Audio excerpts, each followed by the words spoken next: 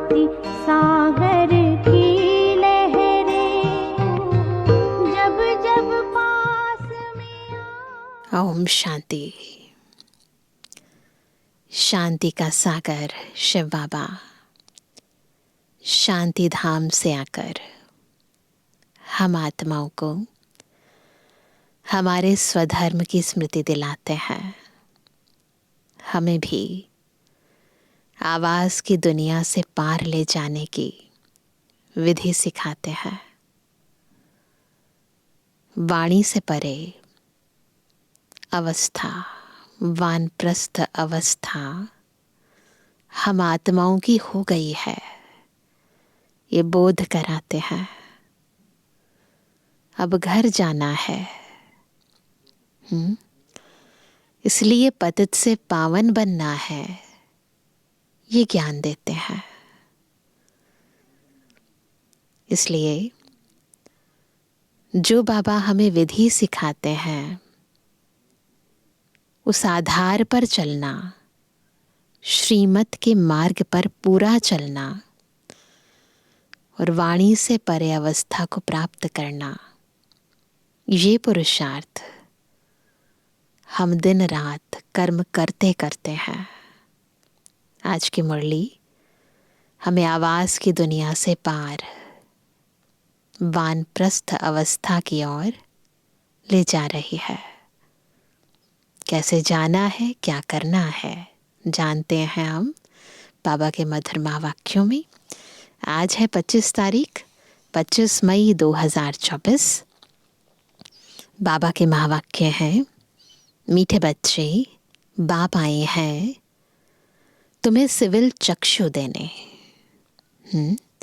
Civil चक्षु देने, तुम्हें ज्ञान का तीसरा नेत्र मिला है। इसलिए यह आंखें कभी भी क्रिमिनल नहीं होनी चाहिए। नॉलेज मिल गई है, इसलिए ये आंखें क्रिमिनल नहीं होनी चाहिए। देह की ओर हमारी नजर नहीं जानी चाहिए, चमड़ी की ओर नहीं देखना है, आत्मा को देखना है। जब आत्मिक स्थिति से आत्मा को देखते हैं तो यह सिविल आई।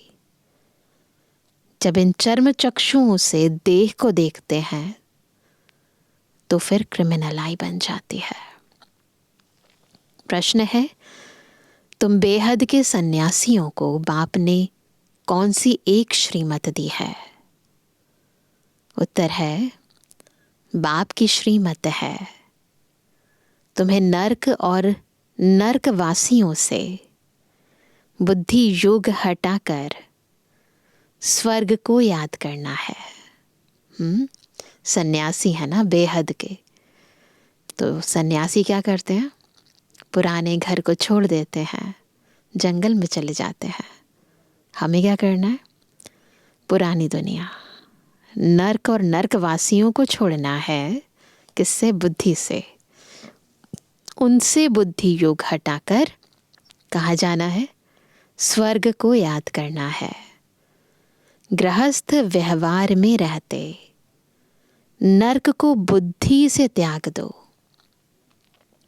नर्क है पुरानी दुनिया, तुम्हें बुद्धि से पुरानी दुनिया को भूलना है। ऐसे नहीं एक हद के घर को त्याग कर दूसरी जगह चले जाना है। नहीं, तुम्हारा बेहद का वैराग्य है, अभी तुम्हारी वानप्रस्थ अवस्था है। सब कुछ छोड़ घर जाना है। तो ये अंदर में वृत्ति रहे, बेहद की वैराग वृत्ति ना। स्थूल रूप में सब कुछ करना है, सबके साथ रहना है, मन बुद्धि ऊपर लगानी है। हथकार डे दिल यार डे। ओम शांति। शिव भगवान वाच और कोई का नाम नहीं लिया, इनका यानी ब्रह्मा नाम भी नहीं लिया। पतित पावन वह बाप है तो जरूर वह यहाँ आएगा। पतितों को पावन बनाने लिए, पावन बनाने की युक्ति भी यहाँ बताते हैं। शिव भगवानुवाच है, न कि श्री कृष्ण भगवानुवाच है। यह तो जरूर समझाना चाहिए, जबकि बैज लगा हुआ है। रचयिता और रचना के आदि मध्य अंत का सारा राज यहाँ इस बैज में दिखाया हुआ है। यह बैज कोई कम नहीं है, इशारे की बात है। तुम सब नंबर 1 पुरुषार्थ अनुसार, नंबरवार पुरुषार्थ अनुसार आस्तिक हो। दोबारा पढ़ देती हूँ इस लाइन को।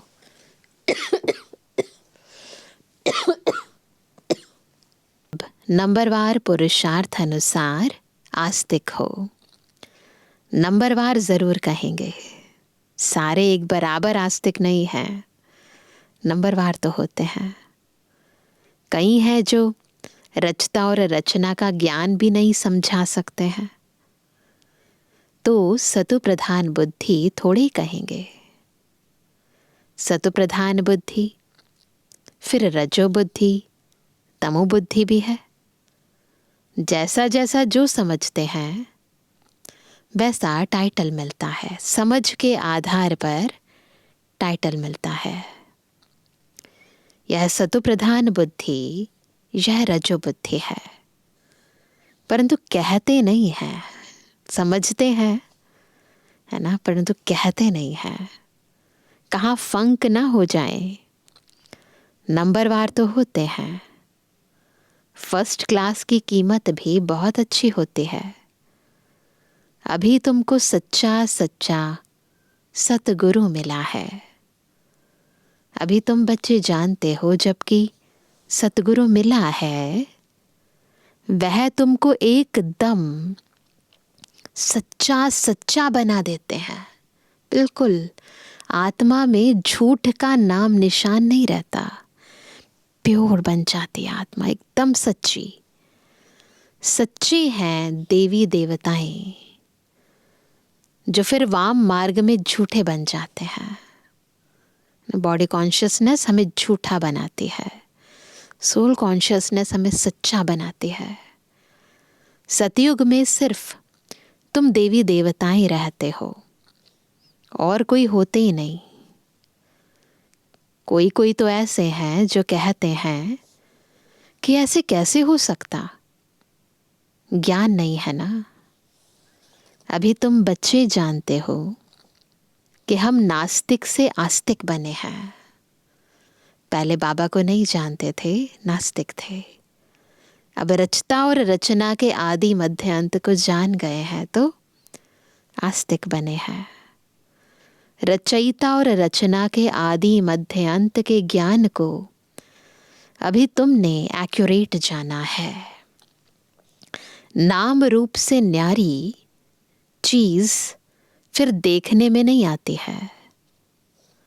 आकाश पोलार है तो भी फील किया जाता है ना कि आकाश है। यह भी ज्ञान है। सारा मदार बुद्धि पर है। ऐसा नहीं है जो चीज देखने में नहीं आती है ना, वो चीज है ही नहीं। नहीं, नाम रूप से न्यारी कोई चीज नहीं है। अगर वर्णन है, अगर गायन है, अगर उस चीज का शास्त्रों के अंदर अनेक जगह बयां किया गया है उनके बारे में, तो है ना। ऐसे तो नहीं है कि नहीं है। तो बाबा कहते हैं सारा मदार बुद्धि पर है। बुद्धि मोटी हो जाती है ना, स्थूल हो जाती है, तो स्वीकार नहीं कर पाती है सूक्ष्म बातें। बुद्धि महीन है, प्योर है, तो अनुभव कर जाती है, स्वीकार करती है, समझ जाती है। रचता और रचना की नॉलेज एक बाप देते हैं। यह भी लिखना है, यहाँ रचता और रचना के आदि मध्य अंत का ज्ञान मिल सकता है। ऐसे बहुत स्लोगन है। दिन प्रतिदिन नई नई पॉइंट्स, नए नए स्लोगन निकलते रहते हैं। आस्तिक बनने के लिए रचयिता और रचना का ज्ञान जरूर चाहिए, फिर नास्तिकपना छूट जाता है। तुम आस्तिक बन विश्व के मालिक बन जाते हो। यहां तुम आस्तिक हो, परंतु नंबरवार पुरुषार्थ अनुसार। जानना तो मनुष्यों को है, जानवर तो नहीं जानेंगे। मनुष्य ही बहुत ऊंच हैं, मनुष्य ही बहुत नीच हैं। इस समय कोई भी मनुष्य मात्र रचता और रचना की नॉलेज को नहीं जानते हैं। बुद्धि पर एकदम गोदरेज का ताला लगा हुआ है। तुम नंबरवार पुरुषार्थ अनुसार जानते हो कि हम बाप के पास विश्व का मालिक बनने के लिए आए हैं। तुम 100% प्योरिटी में रहते हो। प्योरिटी भी है, पीस भी है, प्रॉस्पेरिटी भी है। आशीर्वाद देते हैं ना, है ना। बाबा एक तरह से हमें आशीर्वाद देते हैं, है ना। बाबा का साथ, बाबा की याद, बाबा का ज्ञान, यही आशीर्वाद है। परंतु यह अक्षर भक्ति मार्ग के हैं। भक्ति में कहते हैं ना आशीर्वाद दे दो। यह लक्ष्मी नारायण तो तुम पढ़ाई से बनते हो, पढ़कर फिर सबको पढ़ाना भी है। स्कूल में कुमार कुमारियां जाते हैं, किस लिए जाते हैं? पढ़ने के लिए। इकट्ठे होने से फिर बहुत खराब भी हो पड़ते हैं, क्योंकि क्रिमिनल आई है ना। क्रिमिनल आई होने कारण पर्दा लगाते हैं। वहां तो क्रिमिनल आई होती ही नहीं, तो घूंघट करने की भी दरकार नहीं। इन लक्ष्मी नारायण को कभी पर्दा लगाते देखा है ना? गांव वगैरह में कई जगह घूंघट करते होंगे, परंतु ऐसे तो अभी सिटीज़ के अंदर तो ऐसा नहीं होता कि घूंघट करते हैं, और ख़राब भी हो पड़ते हैं, ये सत्य है। बाकी सतयुग के अंदर भले भाई बहन होंगे, मेल फीमेल होंगे, परंतु घूंघट करने की ज़रूरत नहीं, क्योंकि आई क्रिमिनल नहीं है। देह भान पर नज़र नहीं है, देह भान है ही नहीं, देह पर नज़र नहीं है ना। जो दृष्टि और दृष्टिकोण है वो बड़ा पवित्र है, शुद्ध है, तो इसीलिए वहाँ घूंघट करने की ज़रूरत नहीं है। वहाँ तो कभी ऐसे गंदे ख्यालात भी नहीं आए। यहाँ तो है ही रावण राज्य। यह आंखें बड़ी शैतान है। बाप आकर ज्ञान के चक्षु देते हैं। आत्मा ही सब कुछ सुनती बोलती है, सब कुछ करती आत्मा है। तुम्हारी आत्मा अभी सुधर रही है। आत्मा ही बिगड़कर पाप आत्मा बन गई थी। पाप आत्मा उनको कहा जाता है जिसकी क्रिमिनल दृष्टि होती है। वह क्रिमिनल आई तो सिवाय बाप के और कोई सुधार ना सके। ज्ञान के सिविल चक्षु एक बाप ही देते हैं। यह ज्ञान भी तुम जानते हो। शास्त्रों में यह ज्ञान थोड़ी है। बाप कहते हैं यह वेद शास्त्र उपनिषद आदि सब भक्ति मार्ग के हैं। जप तप तीर्थ आदि कुछ भी करने से मुझे कोई मिलते नहीं। यह भक्ति है जो आधा कल्प चलती है। अब तुम बच्चों को यह संदेश सबको देना है। क्या? आओ तो हम तुमको रचयिता और रचना के आदि मध्य अंत का ज्ञान सुनाएं। परमपिता परमात्मा की बायोग्राफी बताएं। मनुष्य मात्र तो बिल्कुल जानते ही नहीं। मुख्य अक्षर है यह, आओ बहनों और भाइयों, आकर रचयिता और रचना के आदि मध्य अंत का ज्ञान सुनो, पढ़ाई पढ़ो, जिससे तुम यह बनेंगे। तो इम्पॉर्टेंट पॉइंट है ये। इस चीज़ के बारे में दुनिया में किसी को नहीं पता कि कैसे हम रचता और रचना के ज्ञान को जानकर देवी देवता बन सकते हैं। तो ना ये ज्ञान है, न इस ज्ञान की प्रालब्ध के बारे में कोई जानकारी है। यह ज्ञान पाने से और सृष्टि चक्र को समझने से तुम ऐसे चक्रवर्ती सतयुग के महाराजा और महारानी बन सकते हो। यह लक्ष्मी नारायण भी इस पढ़ाई से बने हैं। तुम भी पढ़ाई से बन रहे हो। इस पुरुषोत्तम संगम युग का बड़ा प्रभाव है। बाप आते भी हैं भारत में, दूसरे कोई खंड में क्यों आएंगे? बाप है अविनाशी सर्जन, तो जरूर आएंगे भी वहां ही जो भूमि सदैव कायम रहती है। तो भारत को कहा जाता है अविनाशी तीर्थ। कभी विनाश न होने वाला ऐसा खंड है, ऐसा तीर्थ है।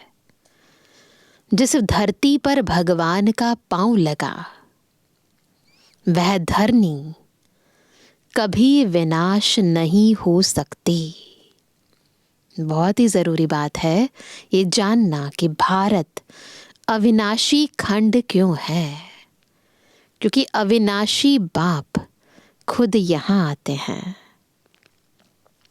यह भारत तो रहता है ना देवताओं के लिए, सिर्फ यह चेंज होता है।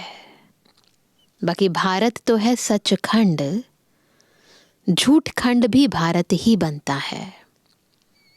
भारत का ही ऑलराउंड पार्ट है, और कोई खंड को ऐसे नहीं कहेंगे जिसका ऑलराउंड पार्ट हो। केवल भारत ही है जो सतयुग आदि में भी था, कलयुग अंत तक है। सच्चा अथवा ट्रुथ भगवान ही आकर सचखंड बनाते हैं, फिर झूठ खंड रावण बनाते हैं, फिर सच की रत्ती भी नहीं रहती। इसलिए गुरु भी सच्चे नहीं मिलते हैं। वह सन्यासी फॉलोअर्स गृहस्थी, तो उनको फॉलोअर्स कैसे कहेंगे?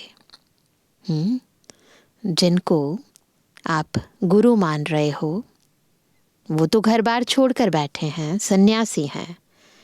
और यदि हम कहते हैं कि हम उनके फॉलोअर हैं, हम तो घर में रह रहे हैं। तो गृहस्थी सन्यासियों के फॉलोअर कैसे हो सकते हैं? पॉसिबल ही नहीं है। अब तो बाप खुद कहते हैं, बच्चे पवित्र बनो और दैवी गुण धारण करो। तुमको अभी देवता बनना है।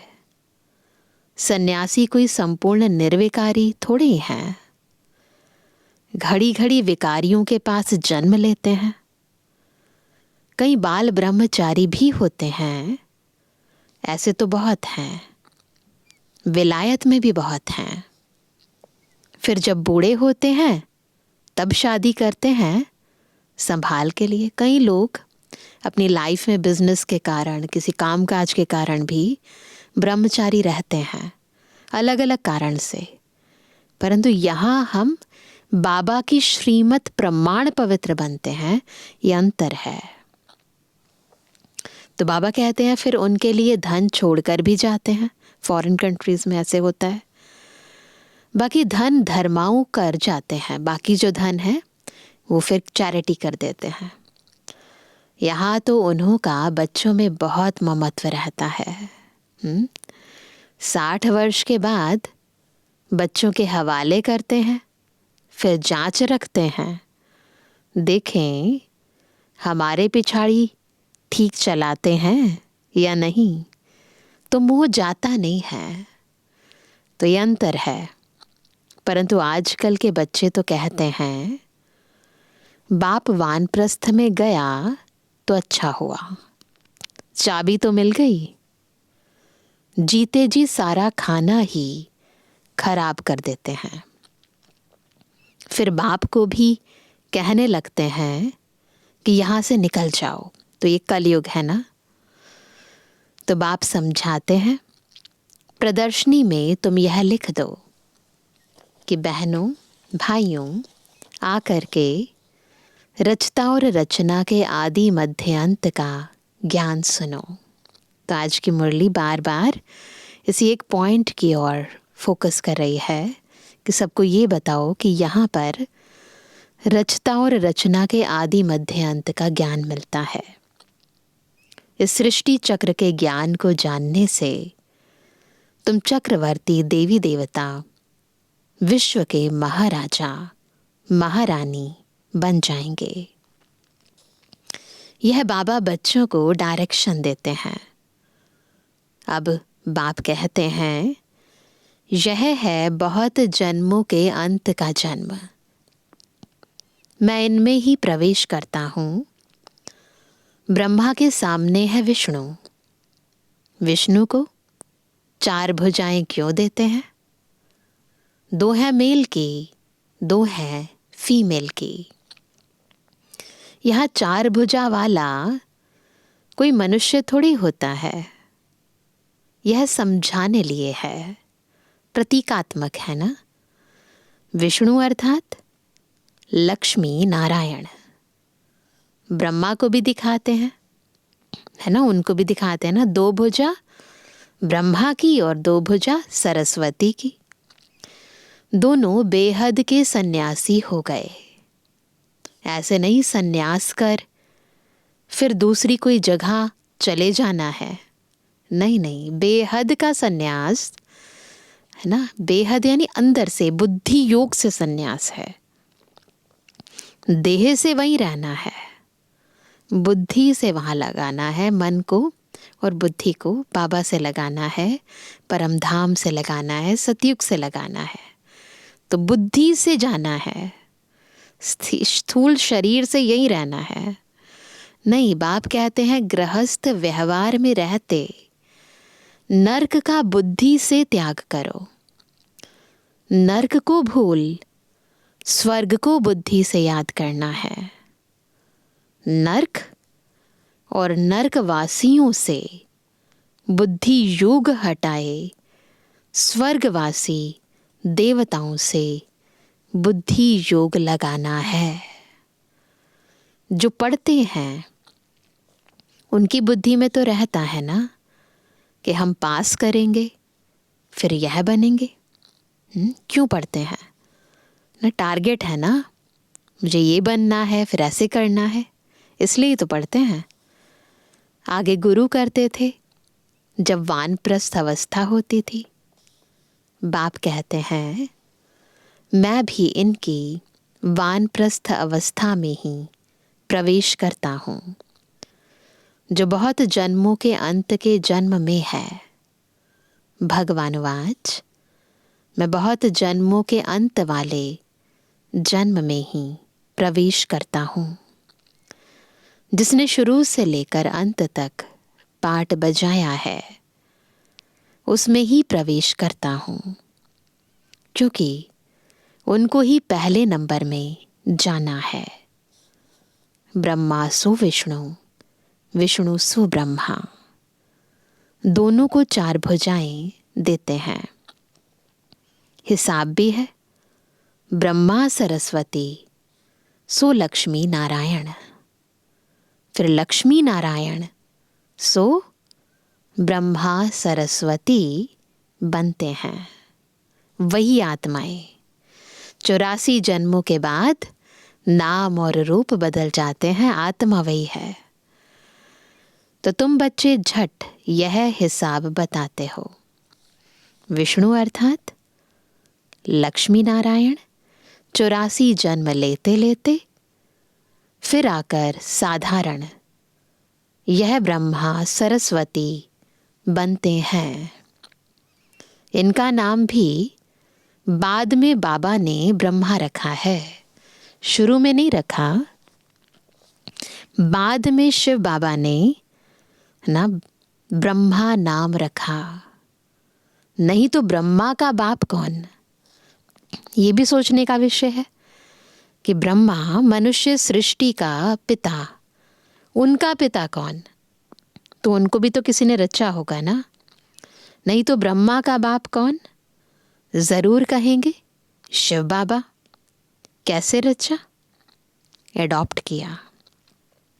बाप कहते हैं मैं इनमें प्रवेश करता हूं, तो लिखना चाहिए शिव भगवानुवाच, मैं ब्रह्मा में प्रवेश करता हूं जो अपने जन्मों को नहीं जानते हैं। बहुत जन्मों के अंत के भी अंत में मैं प्रवेश करता हूं, वह भी जब वानप्रस्थ अवस्था होती है तब आता हूं, और जब दुनिया पुरानी पतित होती है तब मैं आता हूं। कितना सहज बताते हैं। आगे 60 वर्ष में गुरु करते थे, अभी तो जन्म से ही गुरु करा देते हैं। यह सीखे हैं इन क्रिश्चियन से। अरे छोटेपन में गुरु कराने की क्या दरकार है। छोटेपन में क्या जरूरत है मुक्ति, जीवन मुक्ति की। समझते हैं छोटेपन में मरेंगे तो सदगति को पालेंगे। बाप समझाते हैं यहां तो कोई की सदगति हो ना सके। अभी बाप तुमको कितना सहज समझाते हैं और ऊंच बनाते हैं। भक्ति में तो तुम सीढ़ी ही उतरते आए हो, है ना। रावण राज्य है ना, विशेष दुनिया शुरू होती है। गुरु तो सबने किया है, यह खुद भी कहता है ना, ब्रह्मा बाबा खुद भी कहते हैं हमने गुरु बहुत किए। भगवान जो सबकी सदगति करते हैं उनको जानते ही नहीं। भक्ति की भी बहुत कड़ी जंजीरें बन पड़ी हैं। किस लिए भक्ति की थी? मुक्ति के लिए, जीवन मुक्ति के लिए, सदगति के लिए। और वही जंजीरों के रूप में आ गई, वही हमें पुरुषार्थ के मार्ग में बाधा उत्पन्न करने लगी। जंजीरें कोई मोटी होती हैं, कोई पतली होती हैं। कोई भारी चीज उठाते हैं तो कितनी मोटी जंजीर से बांध कर उठाते हैं। इनमें भी ऐसे है। कोई तो झट आकर तुम्हारी सुनेंगे, जंजीर पतली होगी ना तो तोड़ देंगे फटाफट, अच्छी रीति पड़ेंगे। कोई समझते ही नहीं जंजीर बड़ी मोटी है ना। नंबरवार माला के दाने बनते हैं। मनुष्य भक्ति मार्ग में माला से मरते हैं। ज्ञान कुछ भी नहीं है। माला क्या है, फूल कौन है, मेरुदाना कौन है ना, कुछ भी नहीं जानते हैं, है ना। गुरु ने कहा माला फेरते रहो, बस राम राम की धुन लगा देते हैं। जैसे बाजा बजता है, आवाज बड़ा मीठा लगता है, राम राम राम राम करते हैं ना, तो आवाज बड़ा मीठा लगता है, बस बाकी जानते कुछ भी नहीं। राम किसको कहा जाता, श्री कृष्ण किसको कहा जाता, कब आते हैं, कुछ भी जानते नहीं। श्री कृष्ण को भी द्वापर में ले गए हैं। यह किसने कहा? कौन कह रहा है सारा कुछ? गुरुओं ने। द्वापर में है श्री कृष्ण, किसने कहा? गुरुओं ने कहा। श्री कृष्ण द्वापर में आया तो बाद में कलयुग आ गया। तमु प्रधान बन गए। भगवान किस लिए आते हैं? तमु प्रधानता लाने के लिए थोड़ी ना आते हैं। बाप कहते हैं मैं संगम पर ही आकर, द्वापर पे नहीं, मैं संगम में ही आकर तमु प्रधान से सतु प्रधान बनाता हूं। तुम तो कितने अंध श्रद्धालु बन पड़े हो। बाप समझाते हैं जो कांटे से फूल बनने वाले होंगे वह झट समझ जाएंगे ये निशानी है। ज़्यादा बुद्धि नहीं लगानी पड़ेगी उनके साथ। कहेंगे यह तो बिल्कुल सत्य बात है। कोई कोई लोग अच्छी रीति समझते हैं तो तुमको कहते हैं कि तुम बहुत अच्छा समझाते हो। 84 जन्मों की कहानी भी बरोबर है। ज्ञान सागर तो एक बाप है जो आकर तुम्हें पूरा ज्ञान देते हैं। अच्छा, मीठे मीठे सिक्के जवानी बच्चों पे जुबानी बाप दादा का दिल जान सको प्रेम से नंबरवार पुरुषार्थ संसार याद रूहानी बच्चों की रूहानी बाप दादा को गुड मॉर्निंग, नमस्ते नमस्ते नमस्ते। धारणा के लिए मुख्य सार। पहला, सतगुरु बाप की याद से बुद्धि को सतु प्रधान बनाना है, सच्चा बनना है। आस्तिक बनकर आस्तिक बनाने की सेवा करनी है।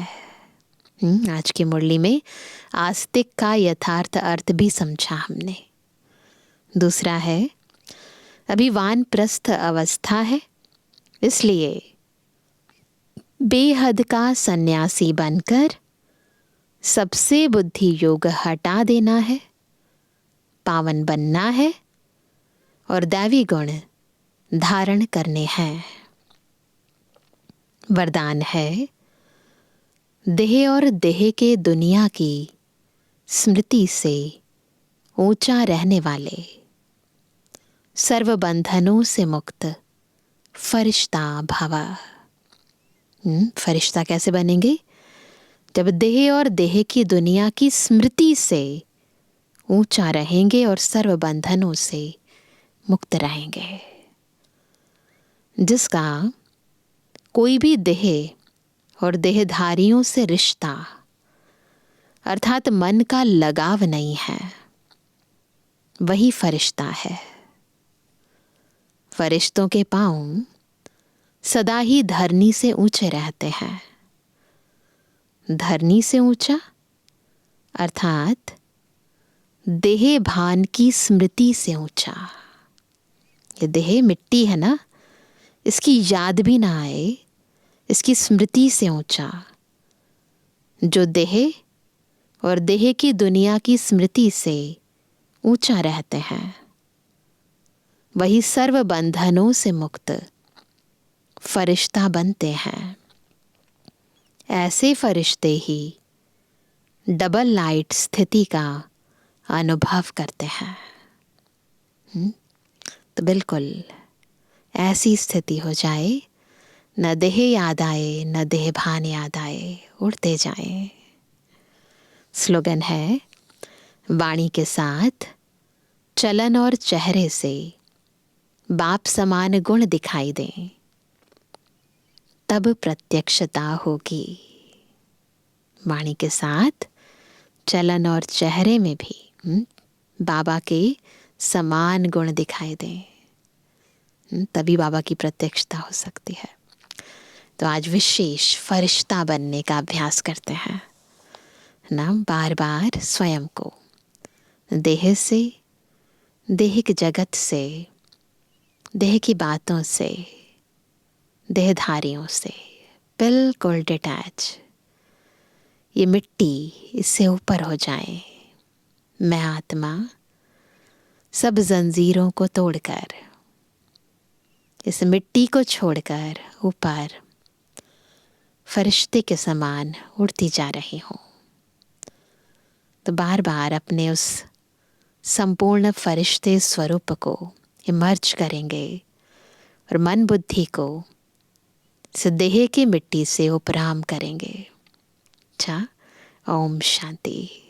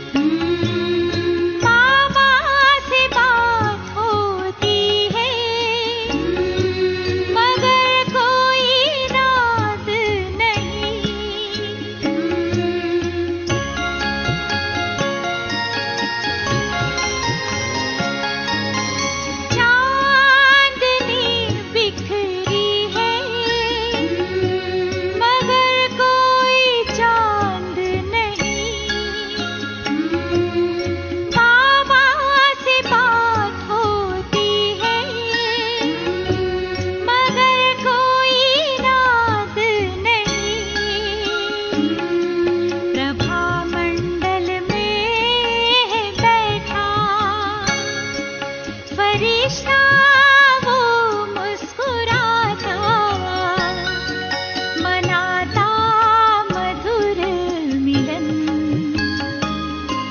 निराले अपने वतन फरिश्ता रूप रच कर देह का भान तज कर चले हैं पार गगन निराले अपने वतन निराले अपने वतन फरिश्ता रूप रच कर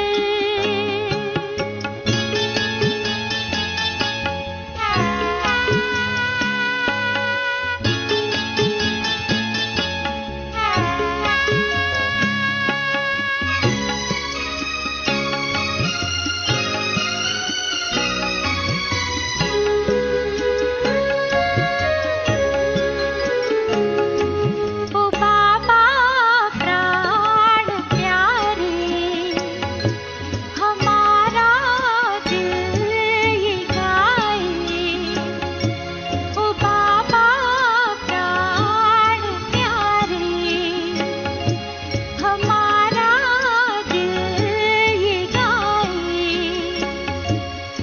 बनके अव्यक्त हम भी अभी आए कि आए लगन में मगन हम कहते प्रेम के पुष्प है झरते